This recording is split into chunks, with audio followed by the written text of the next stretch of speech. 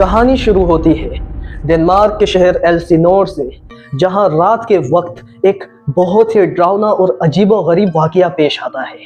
King Hamlet کے محل کے چاروں طرف اندھیرا گپگاب اور سناٹا ہی سناٹا ہو رہا ہوتا ہے۔ گارڈز پیٹرولنگ کر رہے ہوتے ہیں، اچانک انہیں ایک بھوت نظر آتا ہے۔ یہ ڈراؤنی بات یہ ہوتی ہے کہ ڈنمارک کا کنگ کچھ ہی دن پہلے وفات پا جاتا ہے اور یہ بھوت ہو بہو اسی کی شکل کا ہوتا ہے۔ دنیا کی نظر میں یہ موت فطری موت یعنی نیچرل ڈیتھ ہی ہوتی ہے، لیکن سچ یہاں پر سب کی نظروں سے چھپا ہوا ہوتا ہے، اور شاید یہ راز ہی رہ جاتا اگر کنگ ہیملیٹ کی وائف کوئن گیٹروڈ اپنے دیور کنگ کلوڈیس سے شادی نہیں کرتی